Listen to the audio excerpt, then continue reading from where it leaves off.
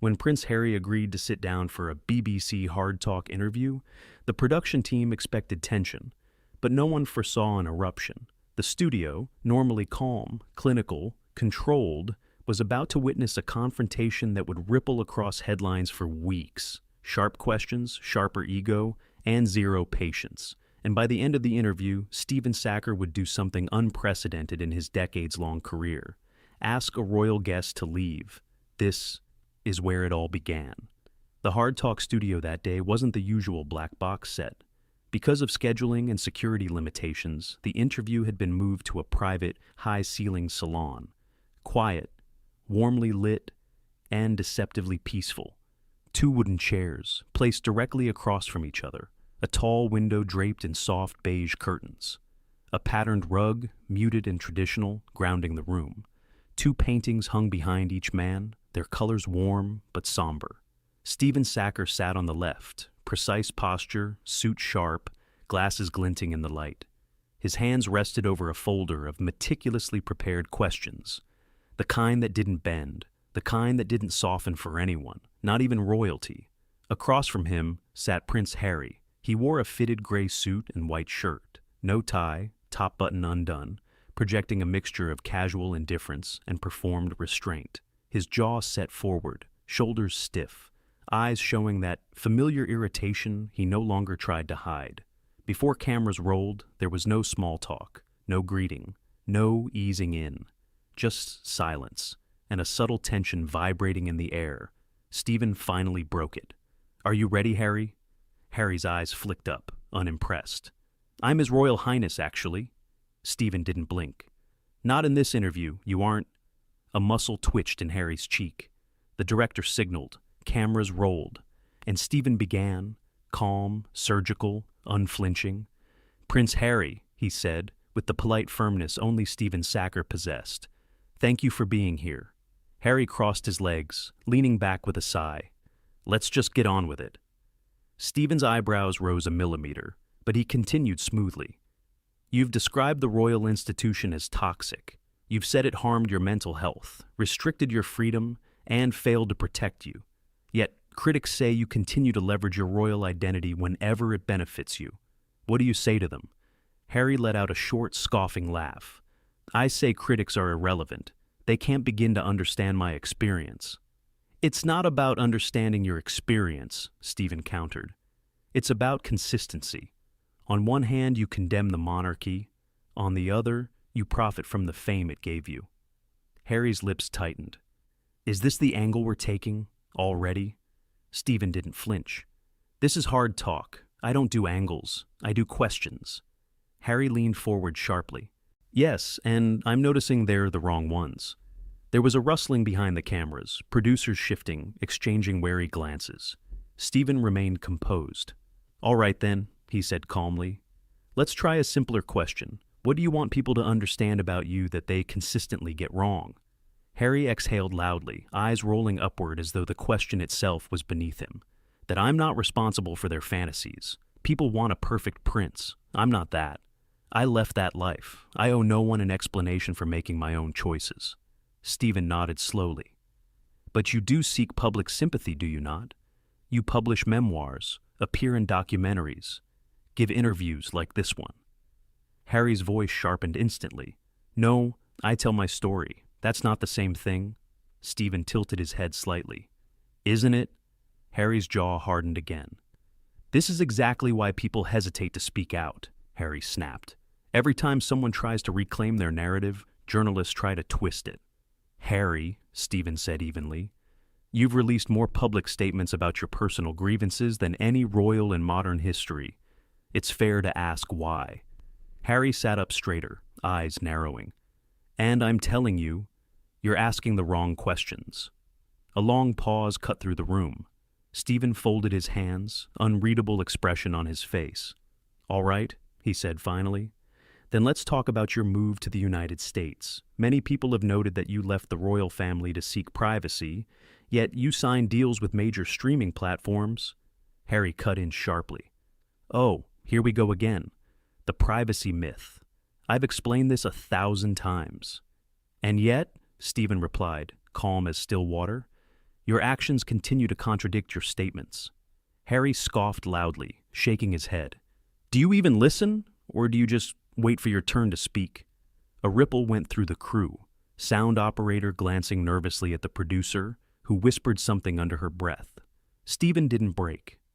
"My job," he said, "is to ask difficult questions.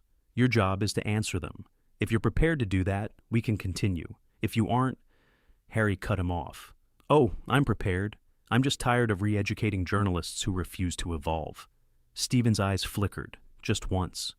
"Well then," he said calmly, "this is going to be an interesting interview." The tension, already thick, tightened further, almost visible between them. The real confrontation was only beginning. The soft lamps along the cream-colored walls glowed warmly, but nothing in the room felt warm anymore. The light behind the curtain turned the window into a pale rectangle, like a spotlight frozen in midair. Two men sat in the center of it all, one carved from patience, the other from thinly veiled fury. Stephen glanced once at his notes, then looked back at Harry. "Let's go back," he said, "before California, before streaming deals, before the memoir. When people first got to know you, they saw the young prince walking behind his mother's coffin. They saw a boy the world pitied and adored at the same time. Do you ever feel you've weaponized that sympathy?" Harry's eyes hardened instantly. "Excuse me?" "It's a straightforward question," Stephen replied calmly. "You've spoken often about your trauma, about what Diana's death did to you. Some critics argue that you returned to that pain, publicly, again and again, not just to heal, but to justify every decision you make. Is that fair?" Harry's jaw clenched, his fingers laced tightly together in his lap. "My mother's death is not a narrative device," he said coldly. "It's my life. The fact that anyone can frame it as weaponizing says more about them than about me." Stephen nodded, face neutral. "And yet," he continued, "every time you're challenged, by the press, by your family, by public opinion, you refer back to it. This is why I left. This is why I distrust the palace. This is why I hate the press. Do you worry that you're trapped in that moment, unable to move beyond being that grieving boy?" Harry's lips curled into a humorless smile. "You really enjoy cutting people open on this program, don't you?" "This program," Stephen said evenly, "asks what others are afraid to ask." Harry leaned forward slightly, his voice low and pointed. "I am not trapped. I am informed.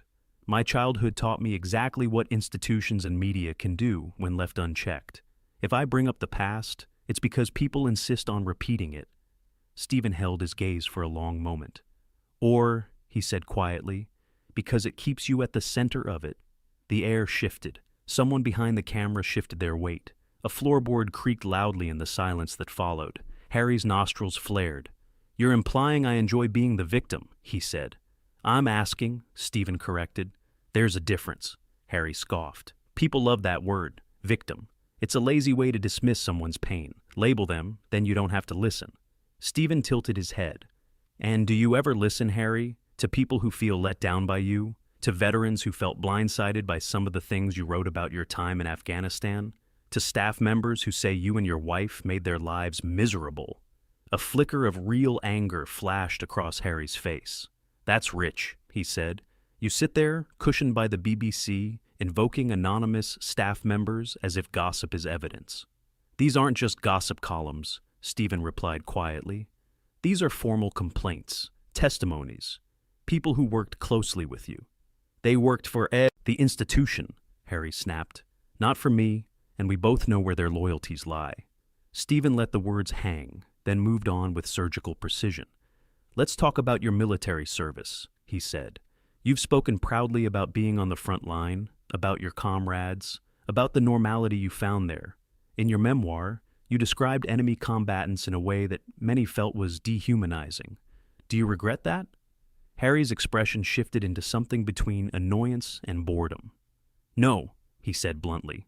Stephen raised an eyebrow. "You don't regret describing the people you killed as chess pieces removed from the board?" Harry shrugged. "It's how we're trained to think. It's how you cope. Anyone pretending they don't compartmentalize is lying. But of course, the media cherry-picked a few lines to turn into outrage. It's predictable." Stephen steadied his gaze. It wasn't just the media. Veterans groups, former officers, people who admire you, they expressed discomfort too. Are they all just predictable as well? Harry smiled thinly. People love a scandal. Give them a line out of context and they'll run with it. I'm not here to babysit their interpretations. Or, Stephen said slowly, to take responsibility for the impact of your words. Harry's hands tightened on his knee. The impact of my words, he said sharply, is nothing compared to the impact of being shot at in a war zone, while cameras back home debate whether I'm a real soldier or a mascot. Where were all these moral guardians then? Stephen allowed himself a measured breath. This isn't about your courage on the battlefield, he said. It's about how you talk about it now. You've asked the world to see your humanity. Do you extend the same courtesy to those you fought? Harry bristled. I did what I had to do. I made peace with it. I don't need your philosophical lectures on morality. The room felt smaller now. The curtain seemed to close in, the light behind it flattening into a harsh rectangle. Stephen changed his tack. Let's bring this into the present, he said. Your critics say you speak of compassion, yet lash out at anyone who questions you. They say you demand understanding, but offer very little in return. Do you see any truth in that? Harry let out a humorless laugh. Critics again. Funny how they're never in the room, yet you speak for them. I'm not speaking for them, Stephen replied. I'm putting their concerns to you. That's what this program does. Harry's gaze sharpened. No, what this program does, he said slowly, is put people in a chair and chip away until they either break or say something you can turn into a headline. I've watched HardTalk before. You're not subtle. And yet you agreed to come, Stephen said. I came, Harry replied, because occasionally I like to remind myself why I don't trust your industry. A brittle chuckle broke out from somewhere near the back of the room, quickly smothered. The director made a small cutting motion to the crew. Stay silent. Stephen didn't react to the dig. If anything, his voice grew even calmer. Let's talk about Megan, he said. Harry's posture shifted, a slight, almost imperceptible tightening, as if a wire had been pulled through his spine. Here it is, Harry muttered, the obsession. You brought her into the public narrative, Stephen said, unfazed. You've described her as saving you from an institution you couldn't survive. Do you accept that, in doing so, you've also made her central to this story? She's central to my life, Harry shot back. That doesn't give the world the right to dissect her. And yet, Stephen continued, you've done Netflix series, podcasts, public appearances, Harry snapped. Do you ever update your material? He demanded. Or do you just recycle talking points until the audience claps? A charged silence dropped into the room. Stephen's eyes hardened, just a fraction. My job is not to make the audience clap, he said. It's to ask what many are thinking but cannot ask you directly. And maybe, Harry replied coldly, they don't deserve an answer. The crew exchanged looks again. One camera operator swallowed hard. Stephen held Harry's gaze. You say you want to break cycles, he said quietly. But what I'm seeing is a man who refuses to be questioned. A man who demands empathy but meets scrutiny with contempt. Harry's laugh was sharp, humorless. You don't know what I demand, he said. You know what you project onto me. The tension in the air felt almost physical now, pressing against the walls, the furniture, the glass in the frames. Stephen tapped his notes lightly with his forefinger. We're going to take this deeper, he said slowly, because there's a question many people are asking, whether you like it or not. Harry's eyes narrowed. By all means, he said. Let's hear the big, clever question. Stephen inhaled once, then leaned forward. Are you, he asked, truly seeking healing? Or are you addicted to the drama of your own rebellion? The words landed like a crack of thunder in the small room.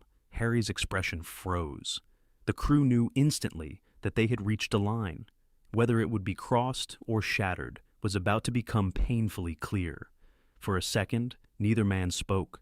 Stephen's question, sharp, unforgiving, echoing with quiet accusation, hung in the air. Even the faint hum of the overhead lights seemed to dim beneath it. Harry inhaled sharply through his nose. Addicted to the drama, he repeated, voice dangerously low. That's what you think this is? Stephen didn't blink. I'm asking whether you've become so used to conflict, so used to being at the center of a storm, that you subconsciously recreate one wherever you go. Harry leaned back in his chair, eyes narrowing, an incredulous laugh slipping out. You sit here in your tidy BBC studio setup, behind your notes and your glasses, judging my life as if it's a chessboard you can decode in an hour. You have no idea what I've lived through. I'm not claiming to, Stephen answered steadily. I'm inviting you to reflect on how your actions look from the outside. Harry's jaw tightened. From the outside, he said, my entire existence has been a public spectacle. Every move I make is scrutinized, twisted, reframed, weaponized. And now you, just like the tabloids, suggest I'm addicted to it, that I seek it out?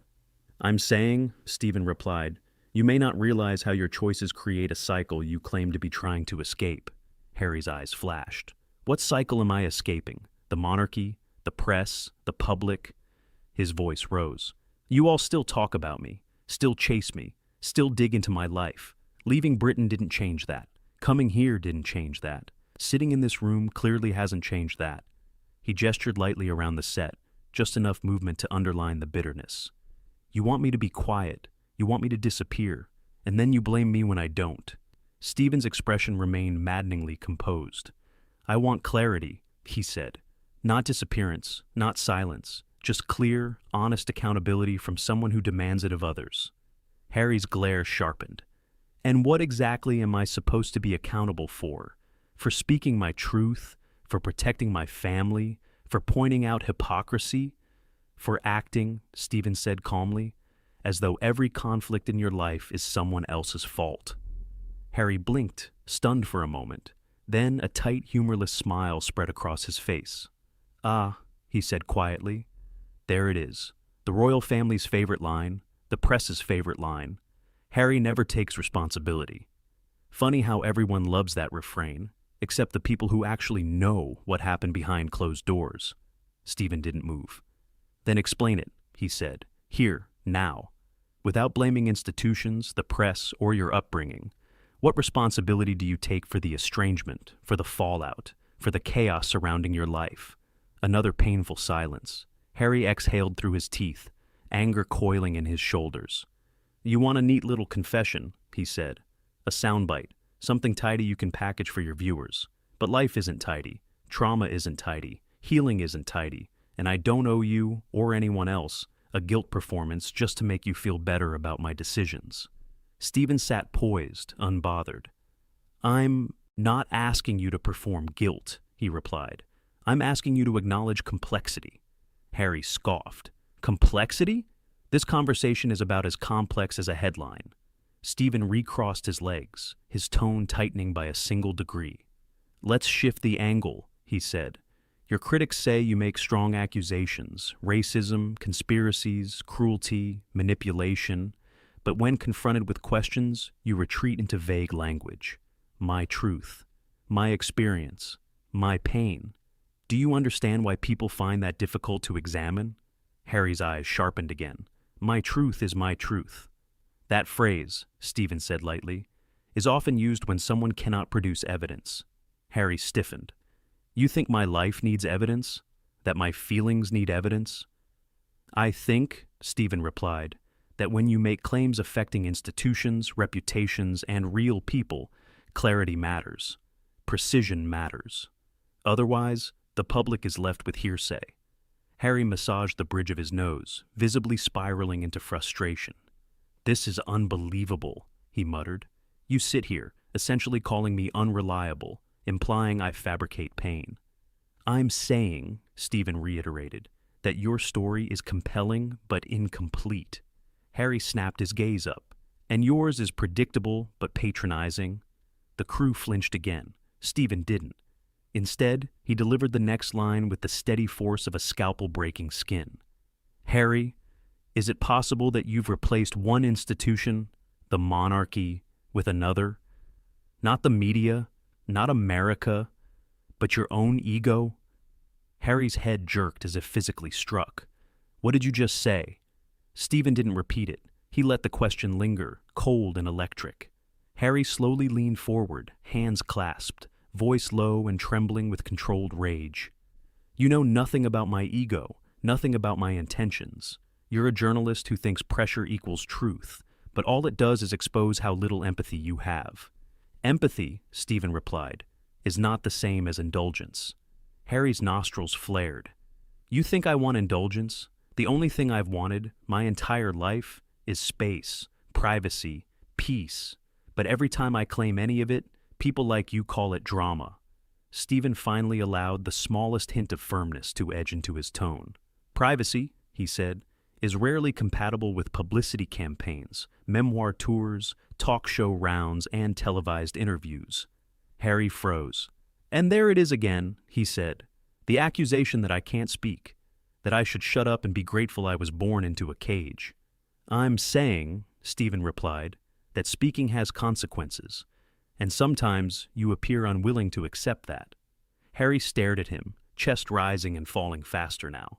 Then he said very quietly, "You don't deserve my story." Stephen responded just as quietly, "I'm not sure you've figured out what your story is." Another silence, thick, heavy, unbreakable. The crew felt it. The air felt it. The walls felt it. And as both men held each other's gaze across the small room, it became painfully clear. Something had shifted. Something irreversible. The interview wasn't just spiraling anymore. It was heading toward a cliff. The air in the room had become so dense it felt physical, like a weight pressing against the walls, the floor, the space between the two men. Stephen adjusted his glasses, the only movement he allowed himself. Harry sat rigidly across from him, jaw clenched, breathing shallow. The room felt smaller than when they'd begun. "Shall we continue?" Stephen finally said. Harry didn't answer immediately. He stared at Stephen, really stared, like he was trying to decide whether to walk out, lash out, or swallow his anger whole. Then, "Fine," Harry muttered. "Ask your next gotcha question." "It's not a gotcha question," Stephen said calmly. "It's one that many people feel remains unanswered." Harry rolled his eyes. "Of course it is." Stephen ignored that. "You've spoken often about wanting to reconcile with your family," he said. "But reconciliation generally requires humility, apology, and reflection. What part of that process, honestly, do you believe is yours to carry?" Harry blinked at him, stunned. "My part," he repeated, voice rising. "My part? Stephen, I carried everything for 38 years. The expectations, the scrutiny, the duty, the grief, the trauma. And yet," Stephen cut in gently, "you rarely acknowledge causing hurt in return." Harry's chair creaked as he leaned forward sharply. "Oh, unbelievable, absolutely unbelievable. You think I haven't acknowledged pain, that I haven't tried to explain what I went through?" "You've explained," Stephen corrected calmly, "but explaining is not the same as taking responsibility." Harry actually let out a laugh, short, sharp, disbelieving. "This interview is a joke," he snapped. "You brought me here to provoke me, not to listen." "I'm listening," Stephen said, unshaken. "I'm simply not coddling." "Oh, right," Harry shot back, "because emotional honesty is coddling." "No," Stephen replied, "but deflection is." Harry's breathing grew louder, ragged, uneven. He sat back, fingers drumming tensely on his knee, despite his effort to remain composed. "Say it plainly then," Harry said. "Say what you really want to say." Stephen's face remained neutral. "Very well," he answered. "Do you believe you've become so accustomed to seeing yourself as a victim that you no longer recognize when you're the one causing harm?" The words hit the room like a thunderclap. Harry's head snapped up. His eyes glazed, not with tears, but with a hot, explosive fury that had been swelling since the interview began. "I'm done," he said abruptly. He stood up so quickly the chair scraped loudly across the ornate rug. The crew startled. A camera operator froze mid-movement. Stephen remained seated, posture rigid but dignified. "Harry," he began, "walking out doesn't resolve—" "This isn't a conversation," Harry fired back. "It's an ambush. It's accountability. It's bad faith journalism. It's necessary journalism." Harry took a step back, chest heaving. "You don't understand anything about my life," he snapped. You sit behind your desk and judge from a distance, pretending to be objective while asking questions designed to humiliate me. My questions, Stephen answered evenly, are designed to challenge you. That's what hard talk is. Well, maybe hard talk should focus on people who actually deserve interrogation, Harry said, because I certainly don't owe you or the public an apology tour. No, Stephen acknowledged, but you chose to be here, and that choice carries an expectation of honesty broader than the version of your truth you prefer. Harry shook his head, a bitter smile twisting across his face. You think you've won something here, he said. You think you've cornered me. Stephen didn't respond. Harry pointed toward the exit. But the only thing you've proven, he continued, voice shaking with anger, is why I left the UK in the first place, why I left the press, why I stopped trusting interviews like this. Stephen raised an eyebrow. And yet, he said softly, here you are. That did it. Harry turned, fury radiating off him, and strode toward the door. A crew member instinctively reached out as if to guide him, but Harry brushed past without slowing. At the doorway, he paused, just long enough to send one final look back over his shoulder. It wasn't sadness, it wasn't regret. It was a wounded pride burning so hot it was blinding. This interview, he said stiffly, is over. Then he walked out. The door shut behind him with a dull, echoing thud. Silence. Stephen exhaled slowly, setting his notepad on his lap. He didn't look triumphant, he didn't look pleased. He looked steady, as if he'd simply done what he was there to do. A producer whispered, "Should we cut?" Stephen nodded once. The lights dimmed. The room, still charged, still vibrating with the echo of what had just happened, finally exhaled. And so did everyone inside it. If you enjoyed this dramatic showdown, don't forget to like, subscribe, and turn on notifications. More intense, cinematic interview stories are coming your way. Stay tuned.